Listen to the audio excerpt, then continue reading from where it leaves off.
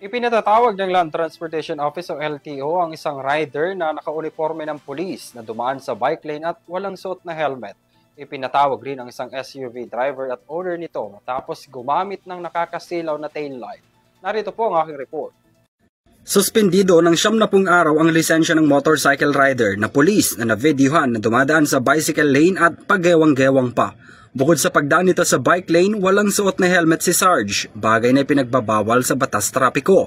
Ayon sa inilabas na pahayag ng Department of Transportation o DOTR, nakauniforme ang police rider at tila walang pakundangan kahit makaperwisyo siya sa ibang mga kasabayang motorista. Ang bicycle lane ay nakalaan lamang para sa mga bikers at hindi para sa mga motorcycle riders.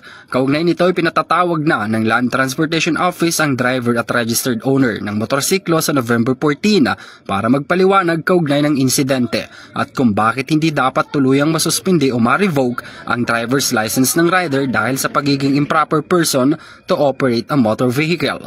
Posible rin silang maharap sa mga kasong paglabag sa mandatory use of motorcycle helmet at disregarding traffic sign. Binigyang din naman ni Acting Transportation Secretary Giovanni Lopez na walang puwang sa kalsada ang mga pasaway na motorista. Aniya, patuloy ang ahensya sa pagtugon sa paalala ng Pangulo na laging pairali ng disiplina sa kalsada at sumunod sa batas trapiko para sa kaligtasan ng lahat ng road users. Samantala, suspendido rin ng 70 araw ang lisensya ng driver na viral sa social media dahil sa paggamit ng nakakasilaw na ilaw sa likod ng binamaneho niyang Toyota Land Cruiser.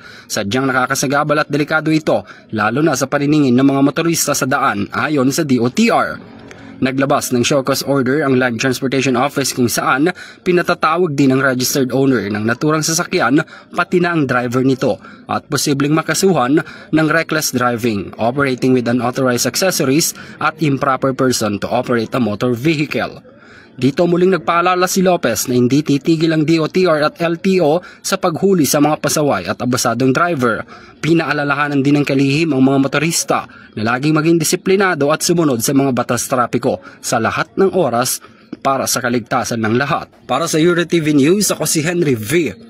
Nicolas, sumasaludo sa bawat Pilipino.